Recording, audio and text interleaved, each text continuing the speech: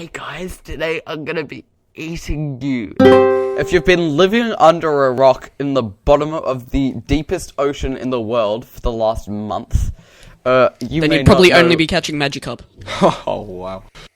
Pokemon Go is the newest craze from Pokemon. It involves the biggest excuse for kids to stay in front of their cell phones for longer. No, seriously, this is like the most genius idea because it is an excuse and it works so well. Well, it worked pretty well. Yep. It topped all 3 iTunes charts in about a week, which is pretty good going, you know. The people who say that it annoys them that people are out on the street looking at their phone, that annoys me, right? Because these people wouldn't be out, like, if you've created an app that encourages people to go outside and do crap, good on you, right? Who cares? Like, how does it affect you if you see somebody else looking at a phone? That's basically what everyone's doing anyway. Oh, by the way, you should stop making 3x3s, by the way, because it's really totally bad for me. Because I feel inclined to buy them all. It encourages you to stay inside. No, yeah, it's the worst. It's terrible. No, but like, I don't find it annoying that people are looking down on the phones on the street. I could care less. I just find it really funny, to be honest, because what it basically serves as is a great template for stupid news stories, and I love stupid news stories. So, you know, yeah. And as well, it's like, you know, the teachers are catching on and stuff like that, and they're like, all in the math test, if 4 people go out and play Pokemon Go, and 2 then leave, how many people are still playing Pokemon Go? Stuff like that, you know? It is a little bit cringy, but it's a little bit cringy. It's good cringe. One of the teachers at my school actually plays Pokemon Go quite a bit. It was funny, because like once we finished our working class and the bell was about to go for next period, she was just like telling us like the most efficient ways to gain XP in Pokemon Go and how you should use your lucky egg properly. It's pretty good. No, wasn't it something like Nick Kyrgios, who's our hero, right, guys? Yeah, good guy, good sportsman. Real good tennis player. It's a lad. No, I feel the need to say we're being sarcastic here because people might actually take us seriously. No. Anyway, Nick Kyrgios, who is a tennis player, he said recently about how much he loved tennis, not in the fact that he played more hours. He spent more hours on Pokemon Go 1 week than he did playing tennis. This was like in the middle of Wimbledon as well, so it is pretty addictive, though. Something like that. Like once you get your first Pokemon, it's like you gotta catch them all, gotta catch them all. It's the addictive quality, mate. There's so many Pokemon, gotta catch them all, and that's why there's so many people, to quote Merlin Mann, photographing the sidewalk. I know, but this is a guy who's playing like the Grand Slams in tennis. He's like a bajillionaire. He can do what he wants. Don't need to make no money. He can just catch a Pikachu. His days literally consist of 2 minutes of tennis, 9 hours of Pokemon Go, and another 7 hours of getting weird haircuts. That's literally what they consist of. What did you guys choose as starters? Hang on. Okay. 2 questions. Starters and team. Go. Charmander and Mystic. Pretty stereotypical. I would have chose Pikachu, but I just couldn't wait. I'm sorry, I still don't play Pokemon Go, but what? You don't play it? Shh! Don't tell them. They're onto me. No. Ash is but triggered. if I were to choose my starting team, I would probably pick the strongest Pokemon there is and pair it with Jigglypuff. What? You've got like Dragonite and Jigglypuff. Dragonite and Jigglypuff. There we go. Bam-a-lam. Jigglypuff. You like put him to sleep and then like dragon fire attack him to death. Right. Yes. Why don't you play it though? Why don't you play it? Because I have a life. The savagery. Why don't you? It's so much fun, mate. Like, give it a go for a week. Are you worried about being judged? Is it a status thing, Reese? I have school and Crippling depression. I'm just too family preoccupied. I'm busy. I'm busy. I'm too busy I for video games. Just I download don't it. I don't play with dolls anymore. I play CS:GO 24/7, boys. No, I'm just kidding. I think some of the funniest things is like the people who post Pokemon Go pics on like Snapchat and Instagram and stuff. And I think my favorite one was like some guy who played Pokemon Go in a delivery room. As in, like, there was a baby being delivered in the room, and he was playing Pokemon Go. Gotta get that Charizard, man. A wild newborn appeared. It's like, What do you do? Fight. lightning bolt that baby. Damn. Worlds 2017. Guys, this is the topic that we've been waiting for such a long time. Ooh. But don't worry, it was all taken out of context. No, I'm just kidding. There's my Keemstar impression. That's Which undeniably Bryce will 100% get. But Worlds 2017 is in Paris, in France, which is pretty cool. Now, if you've been on speed solving for the last 2 weeks or something, you would have heard about this, and you would have heard about the stupid complaints that people have been making about how Paris is a very likely place to get bombed by terrorists, and everybody in the venue is going to get blown up. Which sounds really stupid, I know, but like this is actually a thing. Like people are, it's ridiculous. Just check out the thread. Yeah, I'm just gonna say we're not covering terrorism right now.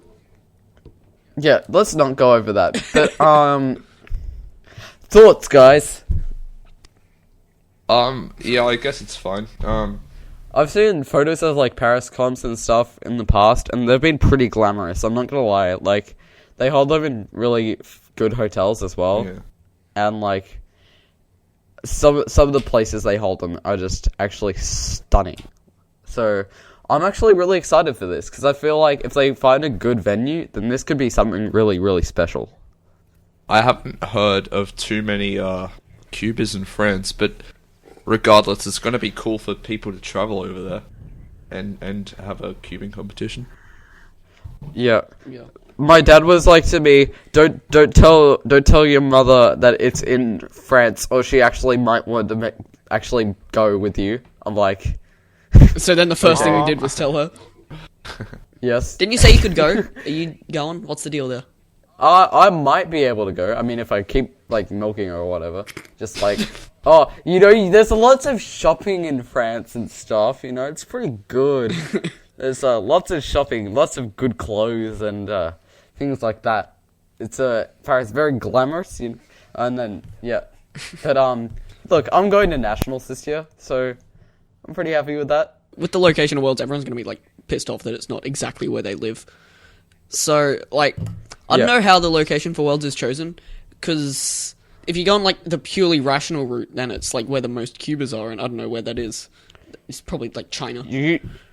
Usually it's like most Cubans and most delegates as well. Like, Yeah. they have so many delegates now in Europe that it's pretty feasible to do it there. The problem with like doing it in Australia or something is we only have 4 delegates, which is pretty tough for like nationals or worlds, because US nationals, the amount of delegates that were there, I don't know how many, but there were like 10 to 20 or something from there. Yeah. They were a ridiculous amount.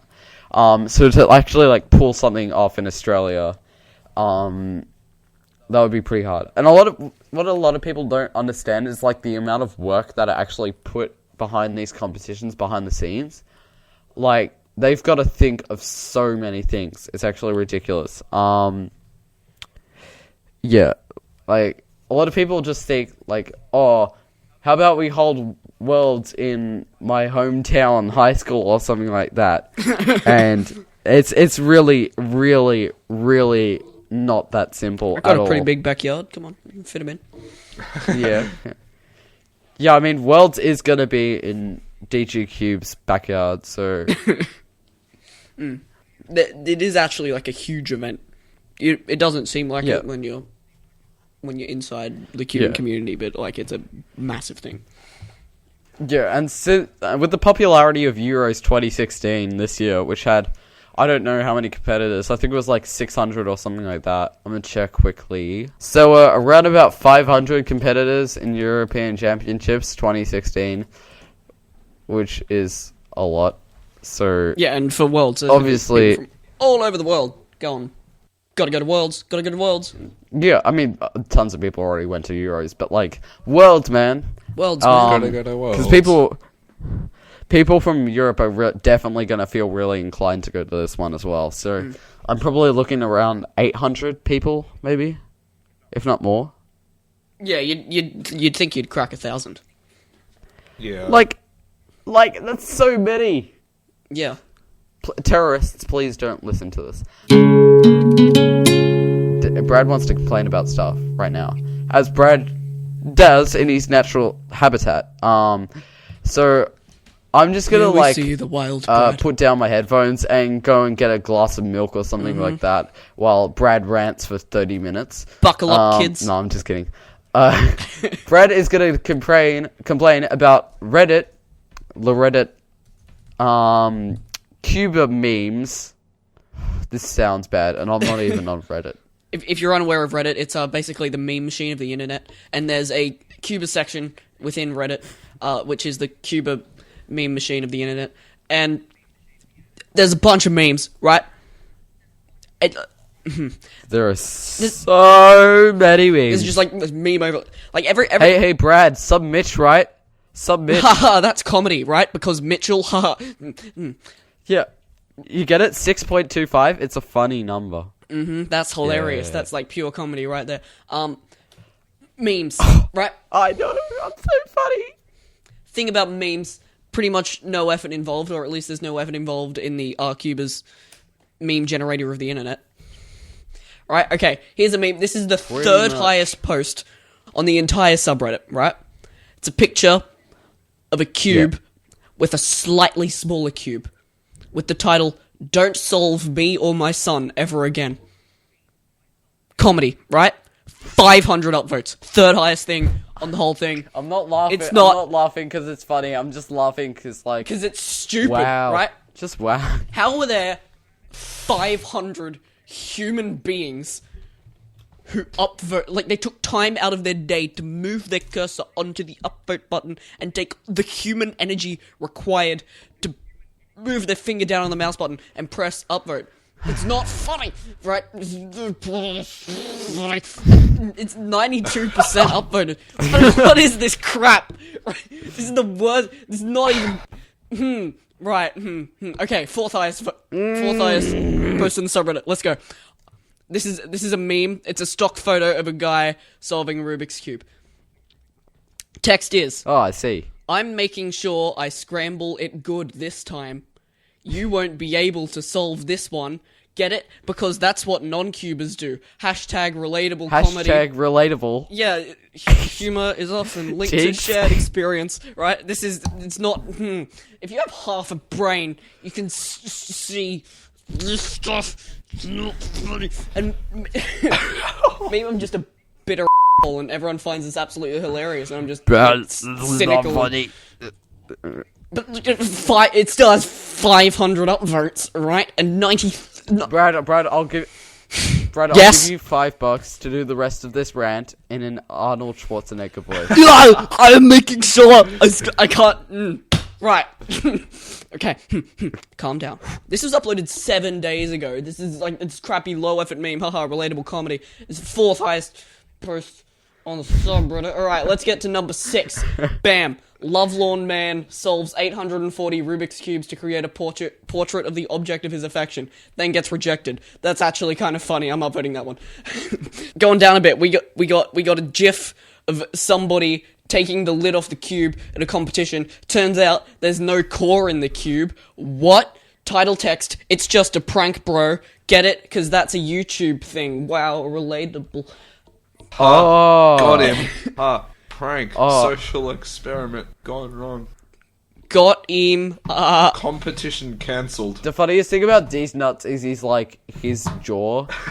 Like I don't know if you've seen. Of course you've seen the video, but I don't know if you've focused on like his mouth is like trying to escape his teeth are like trying to escape his mouth.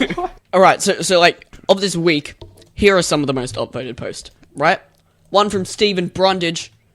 That's quality posting. There's one. I became the 39th person to solve a 5x5x5x5. That's quality. Wow. Right. Not just, don't you hate it 39. when cubers say this, lol, like, it's, non-cubers are all like this, cubers are all like this, it's part 2 of the rant, that was part 1, right? Buckle up your seatbelts harder this time. Oh my god, that is gold. That is gold. We're going pictures of unsolvable cubes, right, if you're unaware of what this thing is, because you have also been living in the Magikarp Ocean. Basically, somebody will post a picture of a Rubik's Cube in popular media, right? It could be a painting, or it could be a TV show, or just some crap like that. And there's two red stickers on one corner, right? Do you know what that means? It means you can't solve the cube. Dude, that is a sin. I That know. is a That sin. is literally the worst. That is hurting me internally. Get it? Overreaction. He is going funny. to hell. Like there's at least 16 of these every week of somebody going like, "Oh, this cube isn't solvable," and then everyone in the comments is going, "Yes, that cube definitely is not solvable," and it's like it's not anything new is being added. People who upload this must be like 9 years old. I don't understand who else would find that funny. Two red orange pieces. That didn't make sense. 2 orange center cups. I get it. The cube's not solvable, and that rustles your jimmies. Why can't they just look at a solved cube and then model their cube off that? Guess what? No one cares about cubes. They're not there to please you. They're there to represent the cube artistically. And getting the exact sticker scheme right, if you're not in Japan, is not the issue that's at the forefront of their minds. Go, Reese. I feel like I need to say something about this because this has been kind of like on my mind recently. People really bag non-cubers like a lot, and I feel like it's something that people should probably take a little less seriously. Because like, people always get so annoyed at non-cubers when they say something stupid or something like that, or they draw a cube that isn't solvable. But tell me, that really before rustles you my knew jimmies. how to solve a Rubik's Cube, did you know that two red stickers couldn't be on the same corner piece? Was that in your knowledge? Yes. No, it wasn't. Yes, it was. So like, shut up, Bryce. You special child. When a non-cuber says a stupid thing, I just think to myself, would I have said that if I didn't know how to solve a cube? And 99% of the time, it's actually yes. So like, sympathize, guys, be nice. People who complain about non-cubers, we've been on this rant before, like, non-cubers always say this, lol, and why does it annoy you that non-cubers peel the stickers off? Why does that get to you? It shouldn't matter. It's like Albert Einstein walking up to a 4th grader and mocking him because he messed up a multiplication. I don't like know. that. I guess a lot of the time it's because it's repetitive. Like what non-cubers say a lot of the time. Like, I peel the stickers off.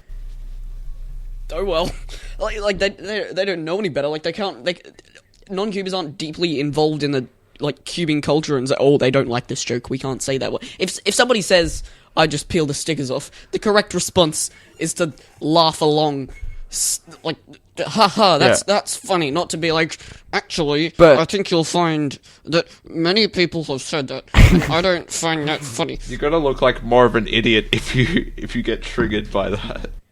No, People who say that, it's actually funny because I'm pretty sure 99% of the people who actually say that have never ever peeled a single sticker off a cube. They saw it on the internet once and be like, "Oh yeah, I just peel stickers off." I don't own a Rubik's cube though. Yeah.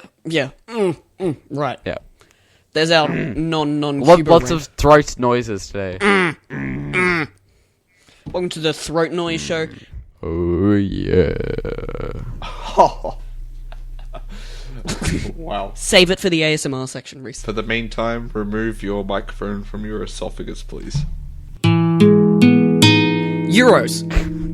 Bam. Reese, Okay. you've been following Euros and US Nationals, two huge events. Yes. Possibly the biggest apart from Worlds that happen, like, in cubing. And you've been following these pretty closely. Well, not too closely, but closely enough. Closely enough, Yeah. so you can see that there was a Drew Brads thing, and there was a one-handed thing. Summarize. Go. Okay, summarize. So, basically, long story short, people came to Euros, which was in Prague. A bunch of people also turned up to a competition before that, and a ton of world records were also broken then. Like, Felix broke the 3x3 average, obviously, which you should have heard about, unless you were living in magical ocean of deepness. Or you're playing But- Pokemon Go. Put your phone away and come back inside. No, but European Championships happened, and world records, let's count how many. 1, 2, 3, 4, 5. All from Felix. So, pretty lousy job there. So 5x5 average, in which we got our first sub 50 average, which is pretty cool considering, like, 2 or 3 years ago, we didn't even have a sub 50 single, which is cool as. 3x3 one-handed average, which is pretty cool. 6x6 average, pretty cool. 7x7 single and average, pretty cool. The bunch of other records and stuff, including 3 North American records, all from Kevin. Quite a few European records from different people, including Anthony Paterakis, the 2x2 god from Greece, Emmanuel Reinhardt, Square One legend, Mats Valk, him. I remember him. Yeah. Hey, He used to all be you good. new Cubans out there. He was a pretty cool guy. Back in my day.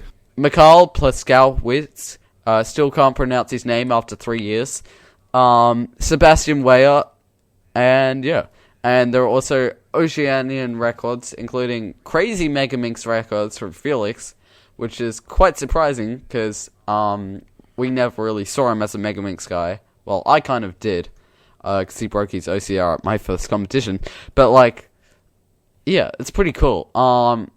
Including a sub 40 single, which is amazing. And Jay McNeil, with some feet records, and a Square One single. So pretty cool competition. As I said earlier, over 500 people I think entered, which is a crazy number, and it just shows the potential of what competitions are going to be like in the near future. And from what I've heard, the competition was really awesome. The Cubicle.us sponsored a lot of people to go for that competition. So basically, a lot of people went, and the competition was pretty intense. They got a really close podium, where 2 out of the 3 people were sub 8 on 3x3. And of course, Felix won. Surprise! Regarding US Nationals, this was really cool, because the podium for this, Lucas Eder ended up winning, but all 3 of the podiumers were under sub 8. Sorry, were sub 8. Which is, Whoa. I'm pretty sure a first for anybody. Yeah. So that is very cool. So there were also some world records, namely Drew Brads regained his Pyraminx average after it being gone for 2 weeks, which I actually love. He just like, nope, and just got it back. So, you know, good on him. Good on him. He's a good guy. I like him. And then Juan Pablo Hungui got Megamix single and average world records, taken from Nicholas Nang, the god from North America, who people recently found out about. But no crazy world records there. And then Jay McNeil, legend, finally doesn't have a 135 blind average and a 27 single, but now has a 36 average. So that was an OCR, so good on him. Good to have less than a minute's difference between them now. So that dropped him a few spots along the ladder. North American records, there were quite a few.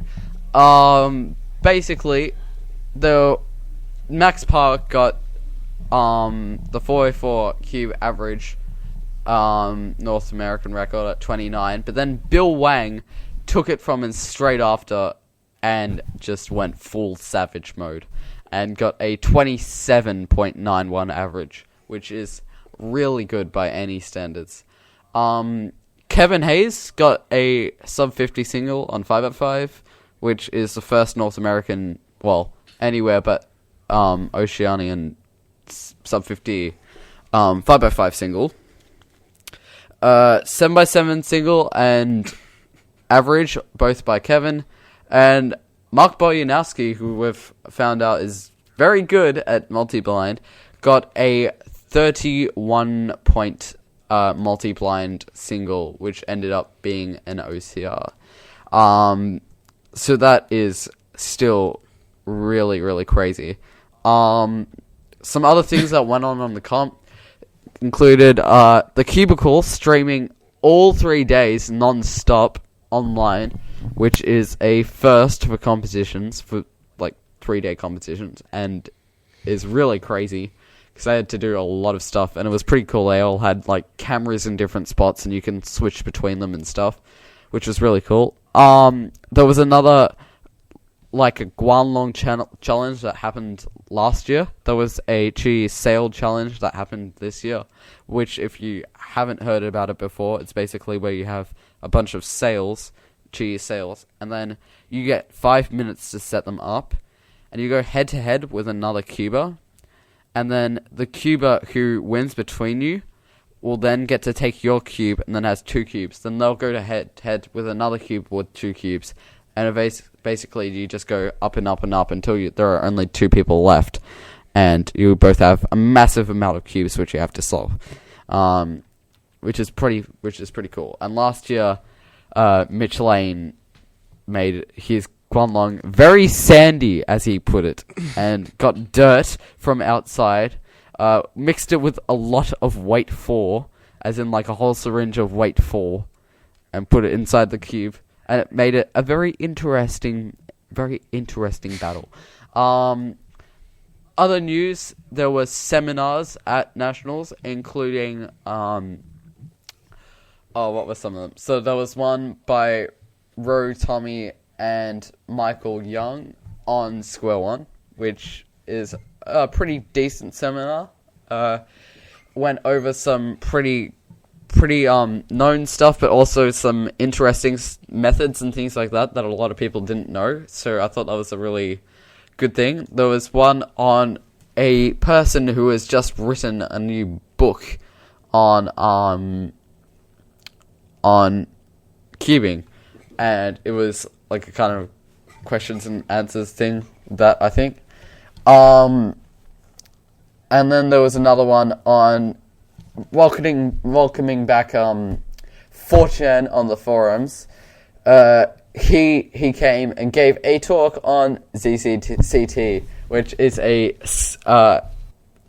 LL skip every single time method, which is certainly interesting stuff. Apart from that, not too much more to say. It was pretty cool competition. I think I'm gone straight talking for about 15 minutes. We went through so many records. We may as well be Cubecast. Hey! Jab. So, Stephen Brundage on America's Got Talent, did he do a performance cubing. Why did you pick Bryce? I think Brad. Did you he? just do this one? Shut up, Bryce. Get out of our podcast. Alright, Stephen Brundage, he's like a musician and crap, and then he went on America's Got Talent, and he had talent, and, yeah, he did a performance and crap. Boom! Summarized. Get summarized. Better than you could ever do. Screw you both. I'm doing this one. Okay, so Stephen Brundage is a, Cuba who's been in the community for quite a while now, as in, like, around about 6 years or so. So he's a much older Cuba, and he's still pretty active on the forums, which is pretty cool to see an active Cuba like get up on the stage and do stuff. He was popularized because he got out of a speeding ticket once with his Rubik's Cube magic, in which he solves Rubik's Cubes and does other stuff as well in very magical ways, which is, you know, pretty cool. His performance might be a little bit obvious how he did it to Cubers, but it's still very well executed to the point where he fooled Penn and Teller on their very own show. And if you don't know who Penn and Teller is because you're not part of the Magic community or anything, Penn and Teller are possibly the biggest, well, if not, definitely in the top 3 biggest magician duos of all time. As in, like, they are the shit, you know? They're pretty good. Very popular back in the day, and they are still very popular. And he fooled them, and they have, like, 40 years of experience. So, that's saying something right off the bat. He decided to go on America's Got Talent this year, and it actually went viral, not even in Cuba community, as in, like, it went viral on the internet, his performance, which was pretty cool. It amasses, like, I don't know how many views on YouTube it is now, but let me check quickly. 2 million views, which is pretty good for a cubing video. Yeah, almost, yeah, 3 million. So that's pretty cool. And basically he just did Rubik's Cube Magic on America's Got Talent. He got 4 yeses from the judges. Bam! Oh, did he? I think he got 3 yeses, which is pretty good. So he got onto the next round. Unfortunately, he did not pass through after the second round, but his performance still astounded all of the judges and was put up against quite some challenge. So I think it's really cool to see, like, especially an older Cuba starting to popularize cubing through like a huge scale. Like, this is massive scale. I don't know how many people watch America's Got Talent. I do, but like, it's kind of cool. You said it was obvious to, like, Cubers. I had no bloody clue what was going on at all. Right? Really? So he just pulls cubes out. Boom! Is this your color? Bam! That's your color. How did that work? I don't know. Yeah, I couldn't understand that one, but I could work out most of the others. Well, you're clearly smarter than I am, because I had no idea what was going on at all. Yeah, so he does this one where he, like, puts it in his paper bag and, like, pulls it out and it's solved. Even after, like, people looked in it and stuff. What? The thing is, though, why didn't he get the judges to pull out the cube? I'm gonna leave it at there. Okay? You know, why did he pull it out with his own hand, his one hand, which happens to be a WCA event? Anyway. Good point. I just completely should be a magician now. Yep. That's Welcome how it works. to the Magic Show. That actually sounds like a legit thing. Magic show. And magic wouldn't work very well on a podcast. Just saying. Is this your card? Ooh, okay. So I feel like I've been talking way too much this episode. So Brad, actually no, Bryce, you're acquainted with the internet, kind of. Even though he doesn't get half of my dank meme reference. But Brad, would you like to talk about ASMR? Well, Reese, you wrote it down, so crap. Maybe you should talk about it. I don't know. Whoever wrote it down should write it because it's labeled my addictions. Okay, yeah. So you have an ASMR addiction, apparently. I have two big addictions right now, which is like ASMR and Drugs. Nathan Wilson. One is shut up. Okay, one is explainable. The other one really isn't. Let's go to the unexplainable one first, which is ASMR. So recently I kind of got into ASMR Because of this really podcast. weird. Bam. Because of this podcast. We're changing lives. Basically, we talked about it on this podcast, and we were all like, "Ha ha ha! ASMR is so stupid. It's people whispering." I kind of got into it. So I listen to a lot of these now, and you know what? It's good stuff. It's good stuff. I have fun. It's good stuff. You have fun, do you? Like I sent Brad a video earlier tonight, Which was extraordinarily weird. Like, you have no idea how weird this video is. It's like he was in an echo chamber with reverb on, just like going, and like everything he said got repeated 16 times. This is one of my spunks. I've got 2 spunks. At what time of the days do you normally listen to ASMR, Reese? Like, is it a go to bed thing? Is it a rise and shine, Reese boy? Time for your whispers. What is it? That's good as. No, it's more of a go to sleep, Reese. It's bedtime one. But no, yeah, I listen to it in bed sometimes because it's good stuff, you know. It's the whispering, I like it. It's one of my favorites, and yeah. ASMR's funny because basically, I feel like people bag on it way too much because you're bagging on a response that you get. It's a mental response that your body sends out, and you're bagging people who like that response. And it's pretty stupid, to be honest. It's like one of those things which you really can't say anything about until you try it yourself. Because I think like like I think Pokémon Go. React did this thing where they did like YouTubers react to an ASMR or whatever, and I think it was over half of them said they really enjoyed it or whatever like that. So try it before you bag it, you know? Don't be like, what the hell? He's brushing this microphone or something like that. Which I know it's weird. It's relaxing. Shut up. So yeah. I want to start my own ASMR channel where like all I do is like death growl into the microphone and then piss on it or something. They marketed it as ASMR, but like right at the end when they're almost asleep, just like scream into the microphone like 17 times. Put on death metal.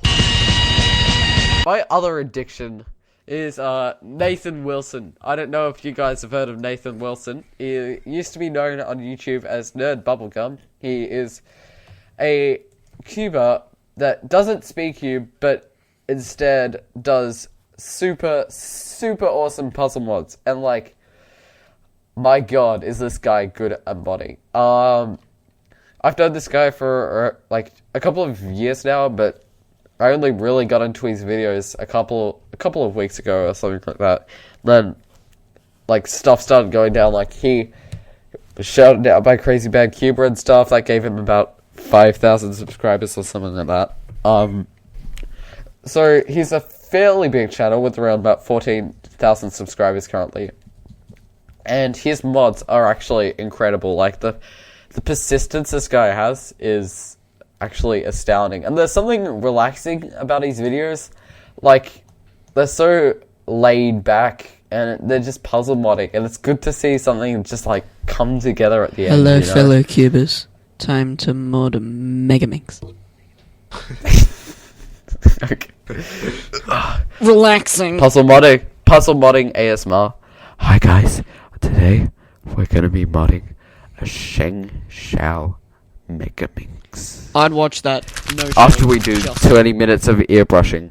Alright, no, it's actually pretty good. And one thing that is kind of cool about him is he's actually pretty good at videography as well. Like, his videos, extremely they good. look good.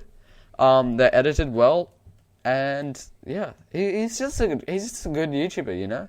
So shout out to Nathan Wilson for making good videos. Good job, Nathan Wilson. Alright. Yeah, man. Yeah, good job.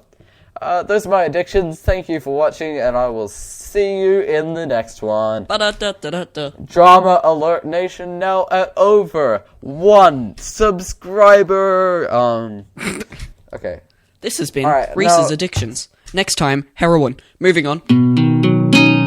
Somebody needs to introduce this one, or I'm gonna feel like this podcast No, is only this about is me. just the Reese episode. Forums. Crap. Yes. I don't want to seem arrogant or something. Oh. Okay, listeners, Reese isn't Bryce, arrogant. say something. You're making me feel bad. Bryce, talk to us. You're making me feel real bad. Give us Bryce. your dankest. Quite the micey stream.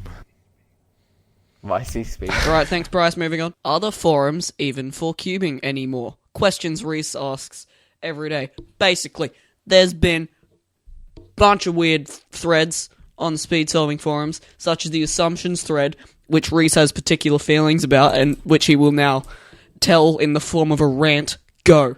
So this guy on the forums, he started this chain thread, if you like, called how make assumptions about the next person. And what you do is essentially you would say something like an assumption to say, like, this person is sub 4 on 2x2 or something like that. And then somebody who's sub 4 on 2x2 would comment after that, be like, hey, I'm sub 4 on 2x2, and stuff like that. And then they would say something else, like, the next person is sub 10 on 3x3, and then somebody who's sub 10 on 3x3 would comment back and say, hey, I'm sub 10, etc., etc.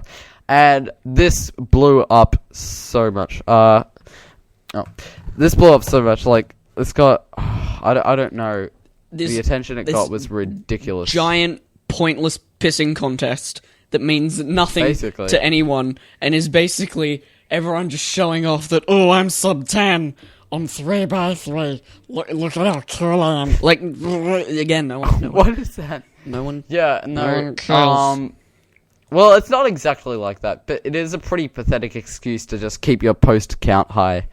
To be honest, it's like, Yeah. Like, um, no one really cares unless you are a professional cuber and you're getting world records. and after about 3 weeks of this of this thread being online, it's already gathered around about 800, almost 900 comments, which is stupid. Like, it's actually ridiculous. If you don't know, on speed solving, like, 800 posts is a lot of posts.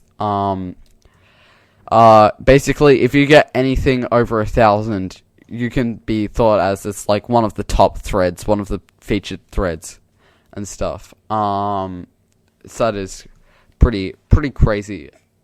Then, of course, since we weren't keeping our post count high enough, what happened is there was a new one made, which is make acronyms from the last poster's word. Fairly self-explanatory there. Somebody would post a word, you had to make an acronym out of it. Yeah. That is definitely cubing related. Yeah, I know. All of these are off-topic discussions. So, yeah, that was another way to keep the post count high. And then it was like haikus and stuff. Make a haiku on this person's topic or something. And then there's like this one which is like one of those stories one where you have to post a word and then somebody would reply with another word and you make a story or something like that. Those are the worst. And it's like, yeah, and it's like, just go into speed solving right now, and the amount of off-topic discussions, I really feel like speed solving's not even a cubing thing anymore. It's ridiculous. Like, I'm gonna count how many off-topic discussions there are just on this front page. 1, 2, 3, 4, 5. Okay, 5. That's not that many compared to what they were like a week or 2 ago. It's crippling like, to really. Facebook. It's yeah, but like, oh, it's just, there's so many, and it's it's so pointlessly redundant, and it's just filling up actual productive things with unproductive things, and I can't say I'm completely against it. I mean, I have posted in like 2 of them because I mean it's fun for like the first or second go, but then you just realize it's like a gimmick. It's why. Anyway, Brad, you wanted to rant about word choice. Alright, assumption thread. Assumption is not the word. Obviously, right? Assumption, this isn't an assumption. This is like, the next person who will post must X. Not, the next person who will post coincidentally has 3 nipples, or something. That would be an assumption. Right? This is just a requirement. Not the right word. Tiny rant done. Thank you. Woo! What do you think about these off-topic discussions? Does it get on your nerves? Does it salt your apples? As I said, it doesn't like completely get on my nerves. I just don't want the cubing forums to become the non-cubing forums. Because there are so many of them now. It's actually ridiculous. And I feel like it's actually kind of overcrowding the actual productive things about cubing. That's all I've got to say, you know? You got to remember, there's like pretty much most people on the speed solving forums are there for cubing related things.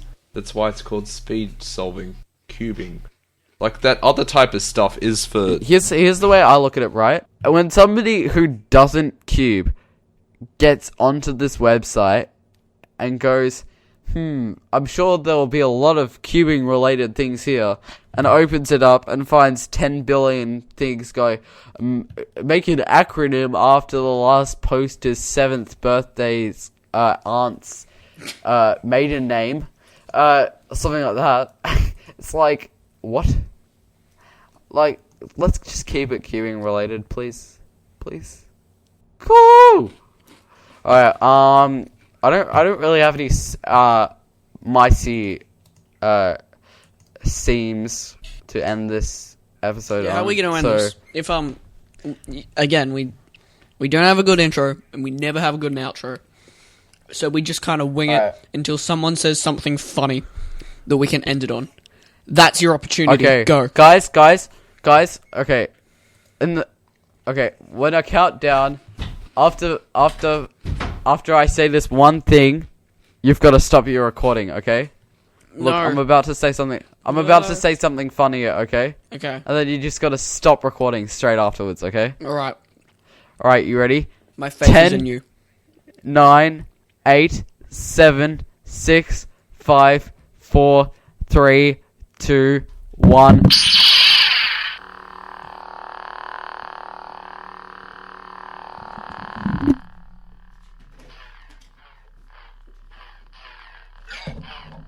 Why not?